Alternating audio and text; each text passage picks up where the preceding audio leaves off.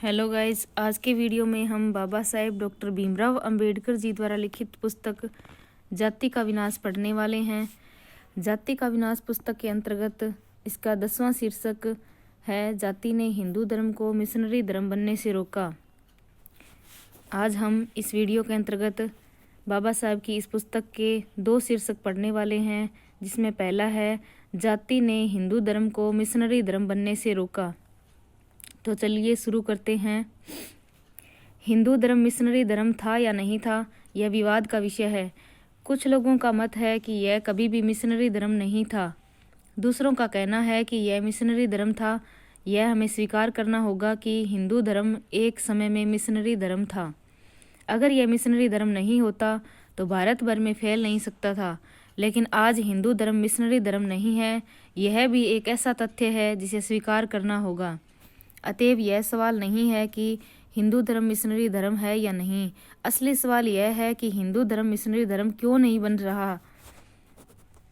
मेरा उत्तर यह है, बाबा साहब कहते हैं कि मेरा उत्तर यह है, हिंदू धर्म उसके बाद मिशनरी धर्म नहीं रह गया जब हिंदुओं में जाति प्रथा विकसित होने लगी।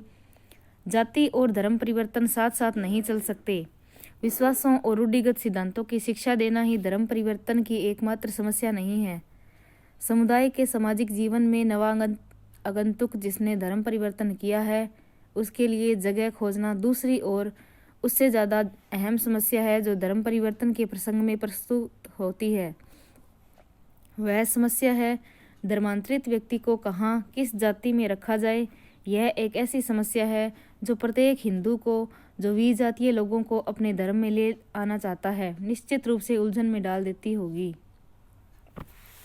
जाति क्लब जैसी संस्था नहीं है जिसकी सदस्यता सभी के लिए खुली रहती है। जाति का कानून किसी भी जाति का सदस्यता को उन्हीं तक सीमित रखता है जिनका जन्म उस जाति में हुआ है। जातियां स्वायत्त है और कहीं कोई ऐसा प्राधिकार नहीं है जो किसी नवागंतुक को अपने सामाजिक जीवन में शामिल करने के लिए किसी जाति को बाध्य कर सके। चूंकि हिंदू समाज जातियों का एक समुच्चय है और प्रत्येक जाति अपने आप में एक बंद संगठन है और धर्म परिवर्तन के लिए यहाँ कोई भी जगह नहीं है। इस प्रकार यह जाति ही है जो हिंदुओं का अपना विस्तार करने और अन्य धार्मिक समुदायों को आत्मसात करने से रोकती है।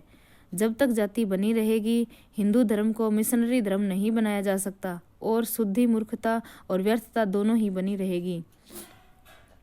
इसका अगला शीर्षक है जाति ने हिंदुओं को परस्पर सहयोग, विश्वास और बंधुता की अनुभूतियों से वंचित किया। जिन कारणों से हिंदुओं के लिए शुद्धि एक असंभव चीज है, उन्हीं कारणों से हिंदू समाज एक संगठन नहीं बन पाया है। संगठन के पीछे विचार यह होता है कि हिंदू के दिमाग से उस कातरता और कायरता को निकाल फेंका जाए जो उसे दर्दनाक तरीके से मुसलमानों और सिखों से अलग रखती है और जिसने उसे अपनी रक्षा के लिए विश्वासघात और धूर्तता के निम्न स्तर के तरीकों को अपनाने के लिए प्रेरित किया है। स्वाभाविक रूप से प्रश्न उठता है, सिख या मुसलमान वह शक्ति कहाँ से ग्रहण करता है जो उसे बहादुर और निर्भय बनाती है। मुझे विश्वास है यह शारीरिक शक्ति की श्रेष्ठता खुराक या कसरत की वजह से नहीं है। इसका स्रोत इस भावना से पैदा होने वाली ताकत है कि जब कोई सिख खतरे में पड़ेगा तो सभी सिख उसे बचाने के लिए दौड़ पड़ेंगे, या किसी मुसलमान पर हमला होगा तब सभी मुसलमान उसे बचाने के लिए पहुंच जाएंगे। हिंदू यह ताकत हासिल नहीं कर सकता। वह इस बात से आश्वस्त नहीं हो सकता कि उसके लोग उसकी सहायता करने के लिए आएंगे। अकेला होना और अकेला होने की किस्मत के कारण वह शक्तिहीन रह जाता है, कातर और कायर बन जाता है और लड़ाई में या तो आत्मसमर्पण कर देता है या भाग निकलता है। सिख और मुसलमान निर्भय रहते हैं और लड़ते हैं क्योंकि वे जानते हैं कि अकेले होने पर भी हमें अकेले नहीं रहेंगे। इस विश्वास की उपस्थिति एक को डटे रहने में मदद करती है और इसकी अनुपस्थिति दूसरे को भाग चलने की प्रवृत्ति करती है। अगर आप इस मामले का थोड़ा और अनुशीलन करें और प्रश्न करें कि मदद और सहायता के मामले में क्यों सिख और मुसलमान इतना अस्वस्थ अनुभव करते हैं और हिंदू क्यों इतना निराशाग्रस्त रहता है, तो आप पाएंगे कि उसके कारण उसकी सम्मिलित जीवन शैली के फर्क में मौजूद है। सिखों और मुसलमानों की सम्मिलित जीवन शैली उनके सदस्यों में भ्रातृत्व की भावना पैदा करती है, जबकि हिंदुओं की सम्मिलित जीवन शैली ऐसा नहीं करती। सिखों और मुसलमानों में एक सामाजिक भावना है जो उन्हें एक दूसरे को भाई बनाती है। हिंदुओं में ऐसा कोई तत्व नहीं है, इसलिए कोई भी हिंदू दूसरे हिंदू को अपना भाई नहीं मानता। इससे इस बात का स्पष्टीकरण होता है कि क्यों कोई सिख न केवल कहता है बल्कि महसूस भी करता है कि एक सिख या एक खालसा 1.25 लाख लोगों के बराबर है। इससे इस बात का स्पष्टीकरण होता है कि क्यों एक मुसलमान हिंदुओं की एक भीड़ के बराबर है। यह फ़र्क निसंदेह जाति की वजह से पैदा होने वाला फ़र्क है। जब तक जाति का अस्तित्व है तब तक हिंदुओं का संगठन नहीं हो सकता, और जब तक संगठन नहीं होता तब तक हिंदू कमज़ोर और कातर बना रहेगा। हिंदू दावा करते हैं कि वे अब बहुत ही सहिष्णु लोग हैं। मेरी राय में दावा गलत है। बहुत से मौक़ों पर वे असहिष्णु हो जाते हैं, और यदि कुछ मौक़ों पर वे सहिष्णु होते हैं तो इसलिए कि वे इतना कमज़ोर या उदासीन है कि वे विरोध नहीं करते। हिंदुओं की यह उदासीनता इस कदर उनके स्वभाव का अंग हो गई है कि हिंदू कायरता के साथ कोई भी अपमान या गलत चीज़ बर्दाश्त कर लेंगे।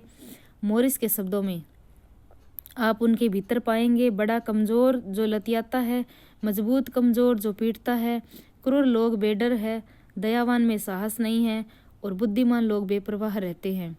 हिंदू देवताओं के प्रशस्त प्रशांत होने के कारण हिंदुओं में जो पीड़ित या अत्याचार ग्रस्त है उनकी दयनीय स्थिति की कल्पना कर पाना मुश्किल नहीं है। उदासीनता उसकी सबसे बुरी किस्मत की बीमारी है जो लोगों में संक्रमित हो जाती है। हिंदू उदासीन क्यों रहता है? मेरी राय में यह उदासीनता जाति व्यवस्था का परिणाम है जिसने एक अच्छे उद्देश्य के लिए भी संगठन और सहयोग को असंभव बना दिया है। आज के वीडियो में इतना ही। अगला टॉपिक अगले वीडियो में करने वाले हैं जिसका शीर्षक होगा हर प्रकार के सुधारों को रोकने के लिए जाति ताकतवर हथियार है। तो आज के लिए इतना ही। Thank you. जय हिंद, जय भारत।